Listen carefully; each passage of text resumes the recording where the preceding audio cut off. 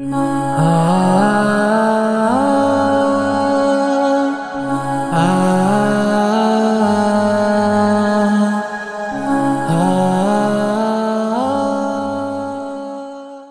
Nabi salam alaika, Rasul salam alaika, ya Habib salam alaika, salawatullah alaika, ya Nabi salam alaika, Rasul salam alaika, ya Habib salam alaika, salawatullah alaika.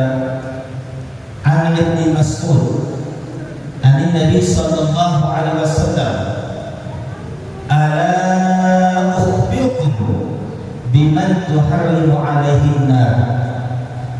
Diriwayatkan dari Ibnu Mas'ud dari Nabi sallallahu alaihi wasallam, ala ukhbirukum, apakah kalian ingin kukabarkan, biman tuharrimu alaihi nar, dengan orang-orang yang tidak akan tersentuh api neraka. Ini Nabi sedang bertanya kepada sahabat. Sekarang saya izin bertanya kepada saudaraku ayah bunda sekalian, mau tidak diinformasikan tentang siapa yang tidak tersentuh api neraka? Mau tidak? Mau kedua ketiganya? Mau nggak? Mau. Maka sahabat pun menjawab, bala ya Rasulullah, ingin ya Rasul, saya mau ya Rasulullah.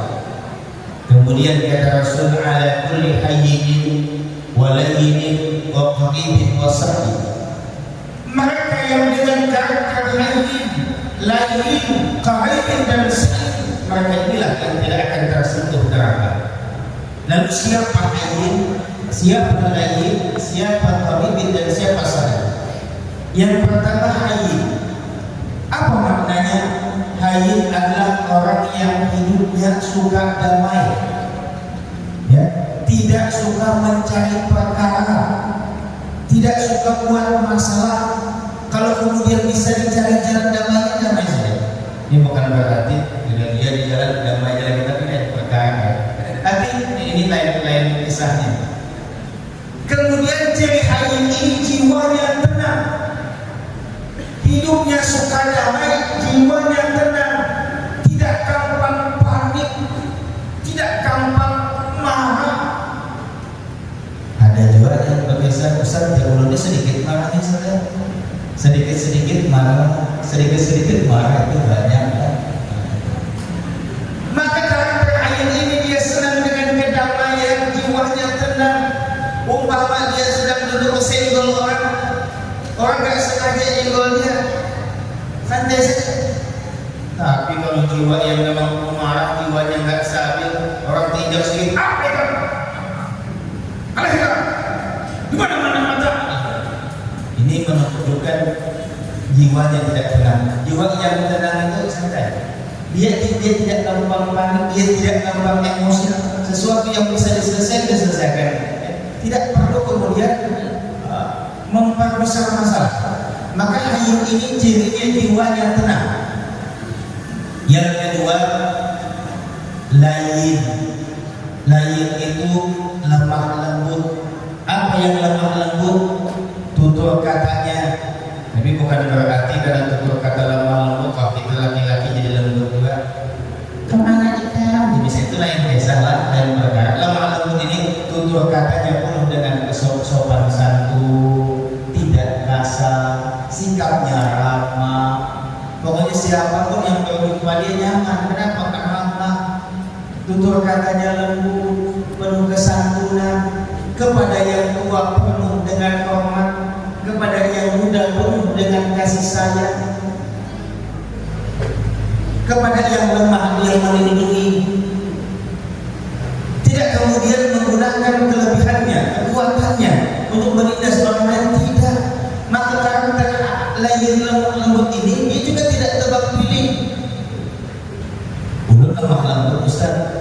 Kalau yang datang pejabat, lemah lembut, ramah. Kalau datang orang kaya, saya ramah sekali. Pokoknya orang datang, saya sudah di depan pintu, maka mereka turun saya sambut, mereka pulang saya antar, tidak lepas pandangan saya kecuali sudah hilang dari pandangan saya. Tapi kalau yang datang pejabat, yang datang konglomerat, kalau yang datang orang miskin, amit-amit, aku malas sekali ini. Nggak begitu. Orang yang lain lemah lembut, sopan santun, ramah sikapnya. Dia tidak tebang pilih. Mau yang datang konglomerat atau negara sama, mau yang datang pejabat atau rakyat sama sikapnya. Kenapa? Karena sudah menjadi karakter di dalam jiwanya. Mau yang datang ini kayaknya si fulan datang mau ngasih hadiah buat saya, ramah. Mau si fulan yang datang kayaknya tanda-tanda mau utang datang ini, tetap dia ramah.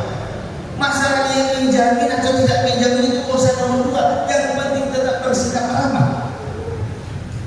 Lemah lembut, benar ada wajah-wajah datang macam utang aja jadi apa? Aku duit, langsung itu. Ramah, tetap dijaga siapapun dia. Kemudian yang ketiga, qaribin. Qarib ini kalau diartikan secara kata itu artinya dekat. Kalau bayar untuk qarib dekat, akrab itu juga dari satu akar kata yang sama artinya dekat. Dia dekat dengan siapa saja. Dengan orang baik, orang-orang soleh dekat. Kenapa? Dia mengambil berkah dari kesolehannya agar kemudian dia bisa meniru kebaikannya. Ada hawa positif yang terikut. Kalau bertetangga, kalau dia punya kenalan yang ahli maksiat, bagaimana? Dia deketin tuh si ahli maksiat. Dia tidak pernah rendahkan walaupun orang itu maksiat, tapi dekatnya bagaimana? Dia senantiasa berzikir di hatinya agar yang ahli maksiat tadi bisa kembali ke jalan ketaatan. Kalau dia punya teman, punya tetangga, punya keluarga yang ahli maksiat, tidak kemudian dihakimi, tidak kemudian neraka sudah surga kamu menuju ke neraka tidak. Tapi bagaimana dia merangkul? Ya. Kalau dia bisa dengan lisannya, maka dia dengan lisannya. Jika dia punya kekuatan dengan tangannya, maka dengan tangannya. Maka jika dia tidak mampu dengan lisannya, ada kawan ditegur, pegang perkataan para yang bilang. Ada wanita misalnya lama halus, maka dia dengan doanya dia tulus. Orangnya tulus, senang berbuat kebaikan kepada siapapun, dia senang berbuat baik, bukan hanya kepada orang yang kemudian sering membantunya, bermanfaat untuknya, terhadap orang lain yang tidak pernah membantunya sekalipun dia senang berbuat baik. Ini jadi qarib. Pemurah cirinya, murah senyumnya, tapi jangan dia senyum terus berjalan senyum sendirian, senyum menyedarkan dikira orang, atau jangan juga salah senyum. Istri tetangga disenyumi terus, itu jadi masalah. Jadi senyum dalam artian ya tentu pada tempatnya. Kemudian yang keempat, sahlin mudah. Apa maksudnya? Suka memudahkan urusan orang lain. Urusan yang kemudian bisa dipermudah, tidak perlu dipersulit. Ada kawan saya Pak, kebetulan dia punya wewenang dalam mengambil keputusan. Ustaz, kalau begitu ceritanya berarti saya ini termasuk orang yang ahli surga Ustaz. Kenapa? Karena saya suka memudahkan urusan orang. Siapapun pemborong-pemborong ke apakah, yang penting ada lapak di bawah meja, ada salam tempelnya, saya permudah urusannya. Tapi kalau tidak ada, saya sulit urusan. Nah itu beda perkara. Ini memang dia suka memudahkan, bukan karena tendensi tertentu. Ya. Tidak suka mempersulit. Kalau ada masalah, fokus mencari solusi, bukan membesar masalah. Maka kalau karakter ini menyatu di dalam jiwa kita, menjadi amalan akhir kita.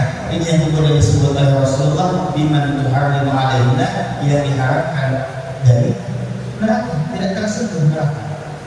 Nah kemudian kalaupun ternyata hari ini kita belum memiliki sempurna 4 sifat ini, mungkin ada 2 atau 3 di antaranya, atau mungkin keempat-empatnya ada di diri kita, tapi kadang-kadang ada pecahnya.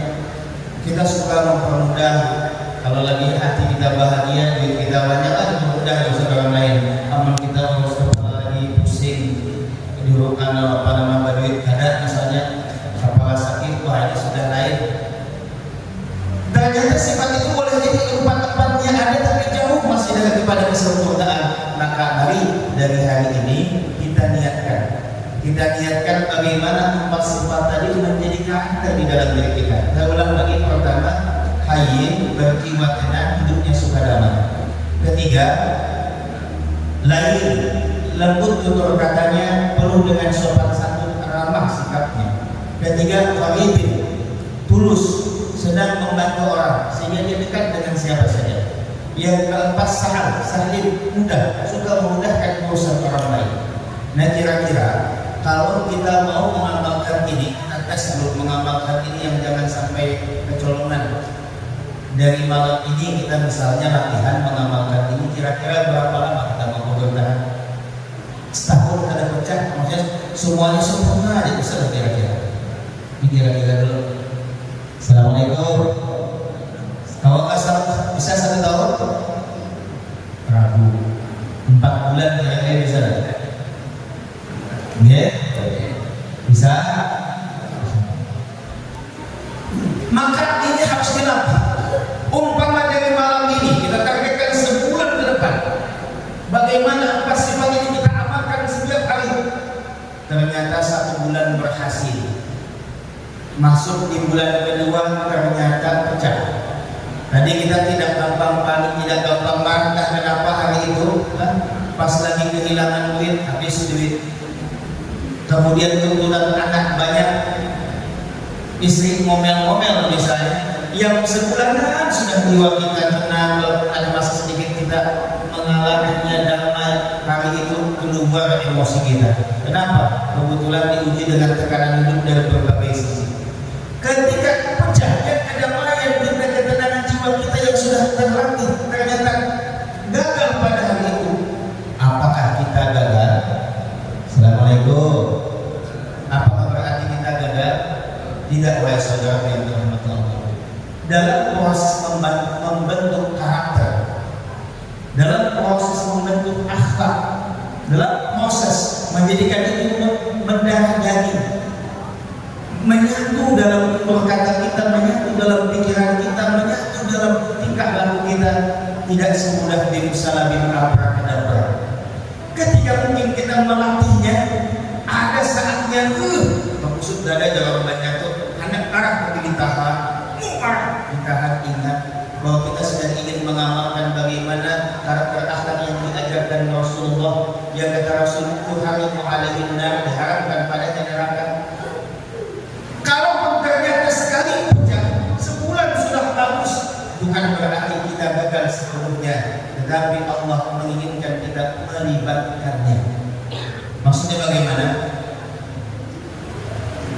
Melibatkan di sini ketika kita dalam memperbagus diri kita hanya mengandalkan kekuatan kita. Terdengar hadis Nabi, ingin mengamalkan dengan kekuatan kita ini lemah, sering gagal. Maka di saat kita gagal, bersujud kepada Allah, minta ampun kepada Allah Subhanahu wa Ta'ala, dan berdoa kepada Allah, ya Allah, kuatkan hamba untuk kemudian mengamalkan akhlak yang diajarkan Rasulullah. Maka kekuatannya minta tolong kepada Allah agar akhlak-akhlak tadi menyatu di dalam diri kita. Minta tolong kepada Allah agar kita bisa berakhlak sesuai yang diajarkan Rasulullah. Atas kesalahan kita segera minta ampun kepada Allah, karena tidak ada dosa besar kalau terus diiringi dengan taubat, dan tidak ada dosa kecil jika terus menerus. Kalau kesalahan kita biarkan, yang kecil juga akan menjadi besar. Maka setiap kali kita salah, kita marah dan seterusnya, kalau itu berhubungan dengan manusia, segala kita kemudian memohon kemaafannya dan juga kita minta ampun kepada Allah Subhanahu wa Ta'ala. Maka prosesnya. Kalau tadi 1 bulan baru kemudian marah atau mau mensulit orang lain, sadar kita minta ampun kepada Allah, maka insya Allah periode kedua bisa tahan lebih lama, yang ketiga bisa lebih lama, sampai kapan? Sampai akhirnya kita lupa sudah berapa lama kita tidak marah, sudah berapa lama kita tidak berlaku kasar. Kenapa? Ketika itu sudah menjadi darah daging, sudah menjadi membentuk karakter kita. Maka dari itu dalam pembentukan akhlakul karimah, ilmu dia, ya, keinginan kita iya, tapi yang paling menopang adalah bermohon kita kepada Allah agar Allah Subhanahu wa taala membimbing kita agar senantiasa di jalan Allah Subhanahu wa taala dan berakhlak sesuai dengan akhlak yang diajarkan oleh Nabi Muhammad sallallahu alaihi wasallam. Ternyata malamnya hujan begitu lebatnya. Maka di daunan kering masuk danau, sampah masuk danau, tanah berlumpur masuk danau. Besok harinya sang guru datang, wahai anakku, engkau belum berhasil. Aku inginkan danau yang jernih dan bersih. Maka ini kotor, kita bertemu kembali tahun depan. Marah dia, kecewa dia, semua menjadi satu. Tapi dia tidak ingin perjuangannya sia-sia. Baiklah, dia kerjakan di tahun kedua. Apa yang dilakukannya di tahun kedua? Bagaimana danau agar tidak kotor? Maka umpama ini danaunya, di sekeliling danau ini dibikinlah tembok kecil agar kotoran tidak mudah masuk. Pada setiap saluran itu dibikin filter, saringan agar kemudian kalau ada sampah yang masuk bertahan di saringan. Kalau ada kotor sedikit saja cepat berhasil kembali. Singkat cerita, 1 tahun selesai, berhasil. Datang lagi gurunya, malam terjadi hujan lagi, tapi besoknya tetap bersih. Kenapa? Karena sudah difilter. Tapi sang guru tidak sampai di situ. Diambilnya kayu yang sangat panjang, 4 meter panjangnya. Kalau orang Jerman itu Pak, diudang Pak. Diaduk, di dalamnya. Karena di bawahnya tanah dan bercampur lumpur, maka danau tadi menjadi kotor. Ketika danaunya kotor, Anda belum berhasil dan kita bertemu tahun depan. Apa yang dilakukan jadi tahun ketiga? Karena kotoran tadi dari bawah danau tadi, maka harus diambil dulu kotorannya. Bagaimana airnya dikeringkan dulu? Bagaimana mengeringkan airnya? Saluran dari luar ditutup sementara. Kemudian airnya mengering. Ketika airnya sudah kering, digali dari 3 jadi 4 meter masih tanah, 5 meter masih tanah, 6 bercampur bebatuan, 7 lebih banyak lagi batunya, 8 lebih banyak lagi batunya, sampai 10 meter hilang tanahnya yang ada bebatuan dan terpancar di sana mata air dari sumber. Maka ketika ada mata air dari bawah danau tadi, tidak lagi diperlukan mata air dari luar. Akhirnya dia berhasil, danaunya jernih dan bersih sebagaimana yang diinginkan oleh sang guru. Maka ketika 3 tahun dia melakukan hal tersebut, timbullah jawabannya. Apa jawabannya? Pertama, danau yang kering, tidak ada airnya. Siapa? Danau yang kering adalah danau itu adalah hati manusia. Danau yang kering itu yang tidak punya kebahagiaan. Kenapa? Siapa mereka? Mereka yang hidupnya hanya memikirkan dirinya sendiri. Dia lupa kepada Allah. Dia tidak ingat kepada Rasulullah, apalagi kepada sesama manusia. Dia tidak peduli orang lain. Hidupnya hanya untuk dirinya sendiri, tidak penting orang lain. Mau saudara di Palestina bukan, tak peduli. Urusan mereka, bukan urusan kita. Yang dipikirkannya hanya dirinya. Maka ingat, siapapun yang hanya memikirkan dirinya sendiri, dia lupa kepada Tuhannya, dia lupa kepada Rasulnya, dia lupa kepada saudaranya yang ada aku. Yang dipikirkannya kesenangannya saja, maka dia tidak akan pernah menemukan kebahagiaan yang hakiki. Bagaimanapun dia bersenang-senang dalam kehidupan dunia, kesenangannya tidak mampu melahirkan kebahagiaan. Maka bagaimana agar lahir kebahagiaan? Agar lahir kebahagiaan itu kita ini berinteraksi sosial, kita saling bantu, ya, terhubung dengan saudara kita. Sebagaimana danau tadi, agar datang bahagia datang air dari pegunungan di sebelahnya. Apa maksudnya? kebahagiaan bisa bersumber dari orang lain. Orang lain berkata cinta kepada kita, sayang kepada kita, memberikan kita hadiah, maka gembira. Orang lain membanggakan kita, bahagia. Orang lain memberikan kita sesuatu, kita bahagia. Maka kebahagiaan bisa datang dari orang lain, dari orang tua, saudara, tetangga, dan semuanya. Tetapi wahai saudara, ketika kita gantungkan kebahagiaan pada orang lain, di saat yang sama kita juga menggantungkan kecewa derita kita kepada orang lain, sebagaimana dalam kedua kali. Yang masuk airnya bersih danaunya, yang masuk airnya kotor danaunya. Di saat kita bahagia dipuji, maka di saat itu kita kecewa ketika dihina. Ketika kita senang bahagia ketika diberi, maka kita kecewa ketika diambil harta kita. Itu kemalam. Gantungkan kebahagiaan kepada orang lain, di saat yang sama kita menggantungkan kekecewaan kepada orang lain. Lalu bagaimana agar kebahagiaan dari luar boleh masuk, tapi kekecewaan dan derita dari luar tidak boleh masuk? Ada caranya, difilter. Air danau dan air saudara tadi difilter. Orang memberikan kita hadiah, alhamdulillah, terima kasih Bapak. Kemudian harta kita kebetulan dicuri orang lain, bagaimana kita tidak resah dan gelisah? Maka kembali kepada Allah, innalillahi wa inna ilaihi raji'un. Bahwa segala sesuatu dari Allah kembali lagi kepada Allah. Allahumma ajirni fi musibati, ya Allah berikanlah pahala pada musibahku, wa aqidni khairan minha, dan ikutilah sesuatu yang lebih baik daripada yang hilang tadi datang kepadaku. Ketika segala sesuatu kita filter dengan akal pikiran kita kembalikan kepada Allah, kebahagiaan boleh masuk. Tidak ada orang lain yang bisa merusak kebahagiaan hati kita ketika kita. Orang lain memuji kita, alhamdulillah. Sesungguhnya segala puji hanya milik Allah. Kalau aku dipuji karena ada kebaikan yang Allah berikan kepadaku, dan kebaikan itu bukan milikku, melainkan milik Allah. Ketika orang menghina, penipu mulutnya, memang aku ini murung, karena yang maha alim, maha pintar, hanya Allah. 1000 orang, 1000 kali orang menghina, kita tidak akan bertambah hina kalau memang kita mulia dari sisi Allah.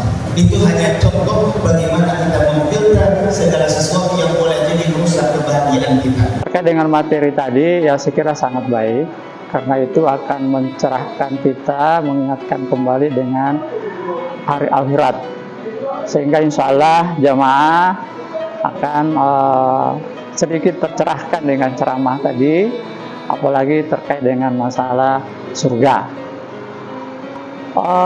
Kami warga Perumahan Bukit Pinang yang terdiri di sini ada 4 RT. Alhamdulillah dengan beroperasinya masjid ini, ya sehingga kegiatan rutin keagamaan juga sudah berjalan, yaitu Rabu malam dan Ahad ba'da salat subuh. Ya animo jemaah, alhamdulillah setiap hari sepertinya ada penambahan, walaupun kondisi masjid ini masih sekitar 40% lah. Terutama yang kadang dikeluhkan oleh jemaah itu masalah tempatnya duduk sujud karena belum dikeranjik. Tapi itu tidak mengurangi animo jemaah untuk datang mengikuti kajian-kajian agama yang dilaksanakan oleh Masjid Istiqlal Bukit Pinang Samarinda ini.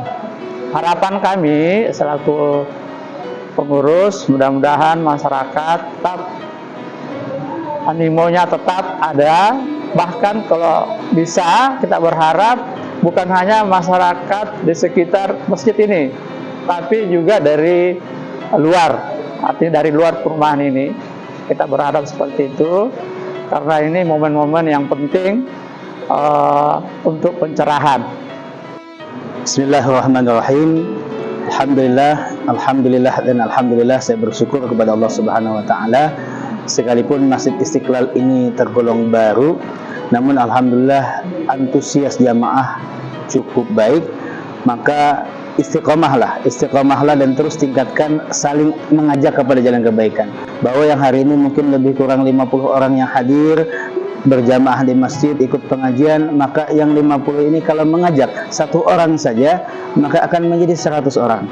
Nanti yang 50 baru yang datang mengajak lagi yang lain, maka akhirnya syiar masjid akan semakin banyak, maka semakin banyak orang kenal Allah, semakin banyak orang dekat dengan Rasulullah sallallahu alaihi wasallam, maka akan semakin akhlak bagus dalam peradaban dunia ini, dan semoga kita semua termasuk umat yang dicintai Rasulullah dan berkumpul di surga bersamanya. Bismillahirrahmanirrahim.